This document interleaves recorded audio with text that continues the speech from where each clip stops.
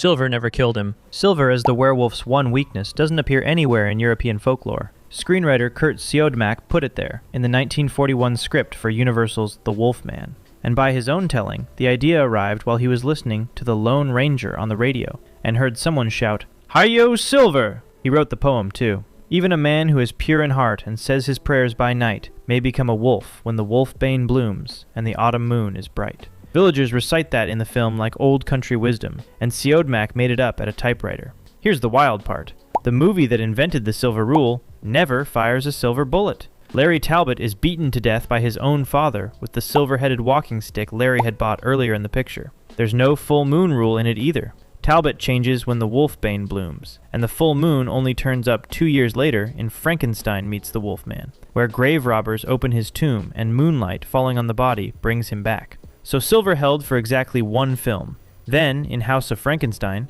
Ilanka shoots Talbot with a silver bullet, and he mauls her, and she dies holding him. And by 1945, he's walking around in House of Dracula, where a surgeon cures the curse outright.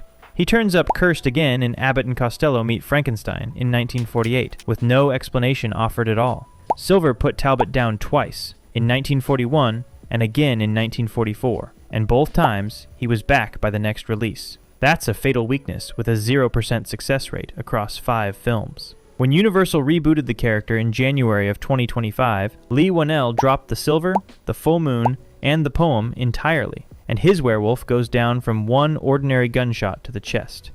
Karloff wore a suit. Boris Karloff is wrapped in bandages for exactly one scene in The Mummy, and then he spends the rest of the film in a suit, speaking perfect English.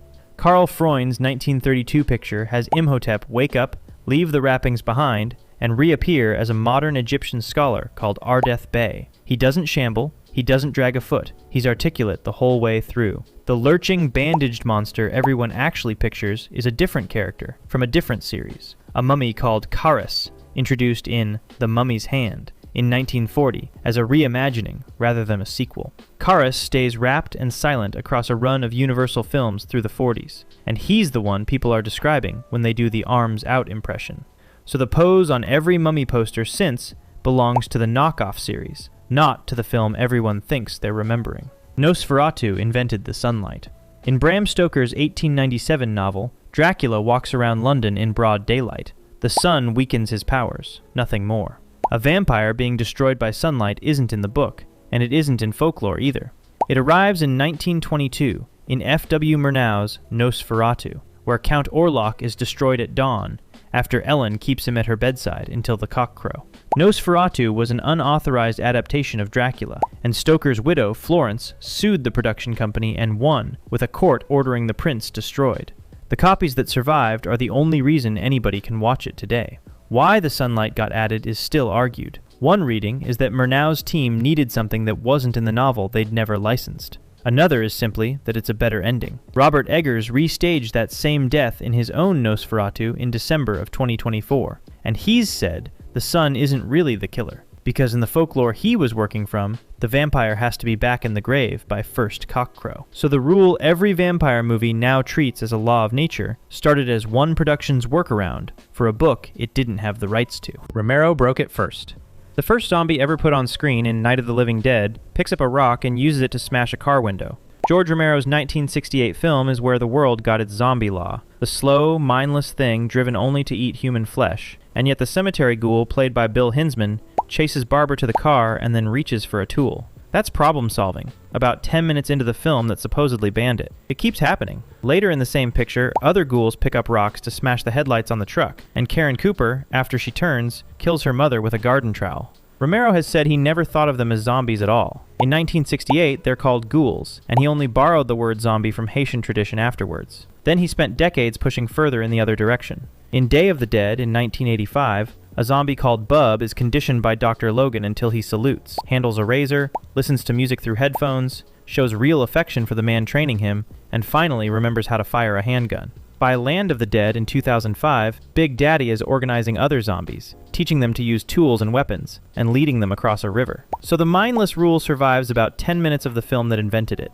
and Romero spent the next 4 decades arguing the opposite in his own sequels. Nobody had to break Romero's rule for him. He was already breaking it in the opening 10 minutes, and the version everyone quotes is the one the audience wrote.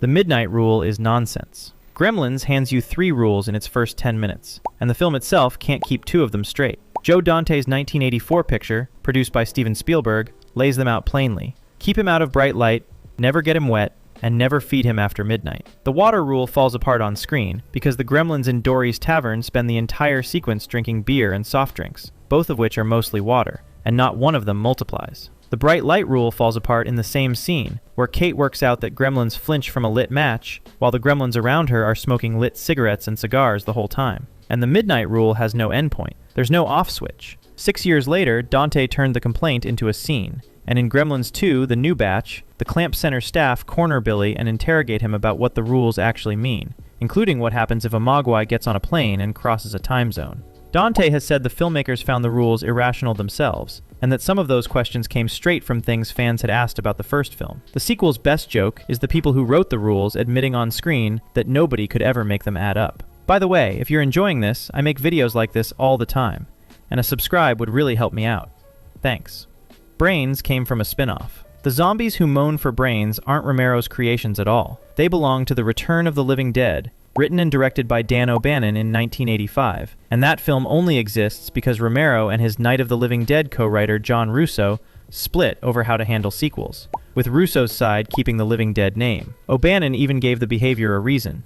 Brains ease the pain of being dead, which is why his zombies ask for them specifically. Romero's zombies eat any flesh, and never single out brains in a single one of his films. O'Bannon's also run and talk, and can't be stopped by destroying the brain. His rules contradict Romero's on nearly every point. The one word everybody associates with zombies was coined by the movie that was legally barred from being a sequel to the one that invented them. The monster once talked. In Bride of Frankenstein, a blind hermit teaches the creature to speak, and Karloff's monster learns to call him friend. The 1931 Frankenstein had set the version everyone still pictures, mute and lumbering and capable of nothing but grunts, and James Whale broke it 4 years later. The hermit teaches him words, and the creature speaks in short, broken sentences through much of the second half. Karloff hated it. He argued publicly that letting the monster talk drained its power and built too much sympathy, and he made the same complaint about the film's music. He got his way. In Son of Frankenstein, in 1939, the monster is mute again, and the film explains the loss through the explosion that ended Bride. Most people assume that silence came from Mary Shelley. It didn't. Her 1818 creature is self-taught, eloquent, and quotes Paradise Lost at the man who made him. So the mute monster is a film invention, undone by the first sequel, then put back by the second to keep the star happy. Guillermo del Toro's Frankenstein landed on Netflix in November of 2025, with Jacob Elordi narrating the creature's own story, which is what Shelley wrote 90 years before the movies took his voice away. Pinhead Ignored The Box. The whole premise of Hellraiser is that the Cenobites can't reach you unless you solve the puzzle box yourself. Clive Barker's 1987 film makes that the moral engine of the story, because the victims summon what happens to them. No box, no Cenobites. 5 years later, it goes out the window. In Hellraiser 3, Hell on Earth, Pinhead tears through everyone in a nightclub called the Boiler Room, people who had nothing to do with the box at all, and turns several of them into new Cenobites on the way. The film's explanation is that he's been separated from his human half, a First World War officer named Elliot Spencer, which leaves nothing holding him to any kind of order. Once the box stops being required, the monster stops being a consequence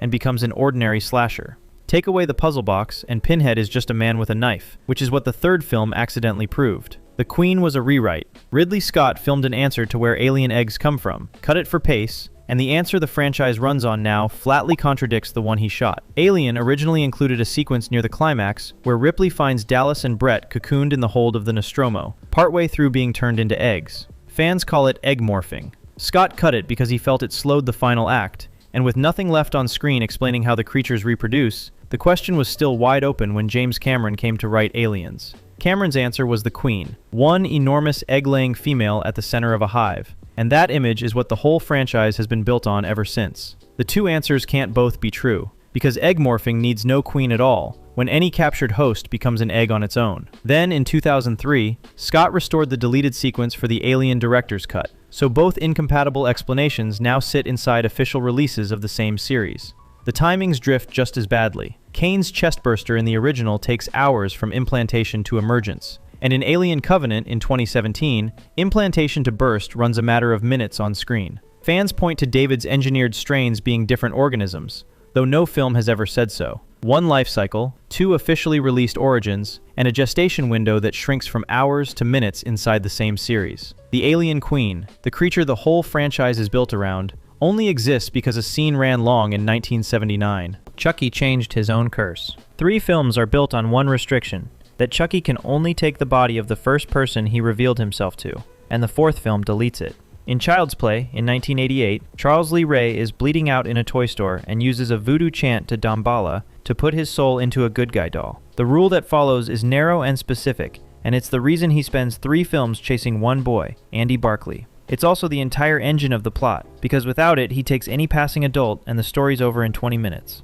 Then, Bride of Chucky arrives in 1998 and reveals he'd been wearing an amulet the whole time, the heart of Damballa, and that amulet moves a soul into any body at all. The amulet changes everything. He and Tiffany use it to transfer into Jesse and Jade, and Seed of Chucky uses it again in 2004, with Tiffany moving into Jennifer Tilly. Critics have made the obvious point ever since, which is that in hindsight, the retcon leaves the chase across the first 3 films with no reason to have happened. 1998 quietly deleted the only rule that had given the first 3 films a reason to exist. Freddy left the dream. The rule is the whole premise. Stay awake and Freddy Krueger can't touch you. Wes Craven built A Nightmare on Elm Street on that limit in 1984, and everything the series does for the next decade depends on it holding. Then, Craven broke it himself. In Wes Craven's New Nightmare, in 1994, Freddy crosses into the real world and starts stalking the actual cast and crew of the films, with Heather Langenkamp playing herself. The in-story explanation is that an ancient entity had been held captive by the movies themselves, and that ending the series with Freddy's Dead: The Final Nightmare in 1991 set it loose. It takes Freddy's shape because that shape is what kept it contained, and it fixes on Langenkamp as its main opponent, eventually dragging her son Dylan into its world. It's the first time in the series the character operates anywhere but a dream. Craven's answer to a rule his own sequels had worn through was to make a film admitting it had only ever been a movie's rule in the first place.